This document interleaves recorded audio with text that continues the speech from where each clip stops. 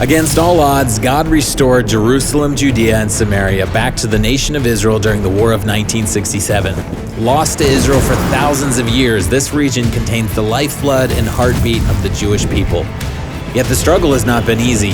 Propaganda, terrorism, and international pressure have been the constant companion of the courageous men and women who have dared to call this place home. I'm Luke Hilton, and these are the stories of Jerusalem, Judea, and Samaria, Israel's biblical heartland, God's land.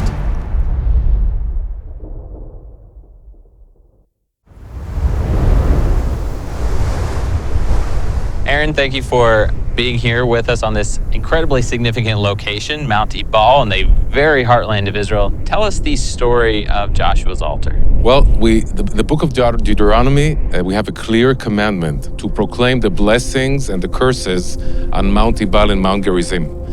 And then the Bible repeats another commandment by Moses in Deuteronomy 27, this time a very detailed description of what it means to proclaim the blessings and the curses.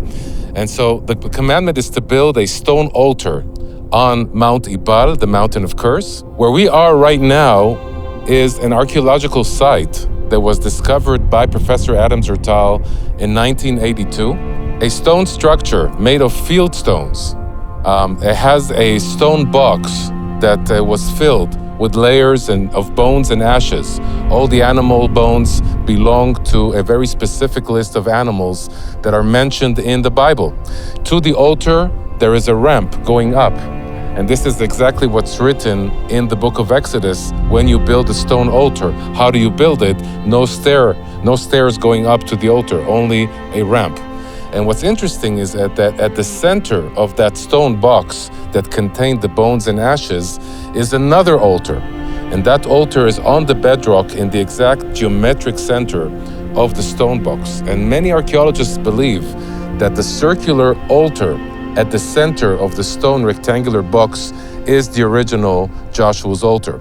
And that afterwards, the Israelites built a bigger altar on Joshua's altar to venerate the site, the place where Moses himself commanded the Israelites to build a stone altar. I think that there is a reason why the left wing and Muslims and atheists are attacking the connection between this area that we're in, Judea and Samaria, the biblical heartland of Israel, and the people of Israel and Christians all over the world, because deep inside, they understand that this is the area that we are all connected to. This is, as I said, the foundation, the bedrock of our faith. If they can destroy that connection, if they can disconnect between Jews and Christians from this area, then they will weaken the connection, the biblical connection that we have, and will weaken our faith and our identity. When you come here and you visit these sites, the Bible that you read in the United States that was in black and white suddenly is in colors. Everything is three-dimensional. You're reading about Joshua's altar, but you're standing beside Joshua's altar. And that, I think, is the most important thing.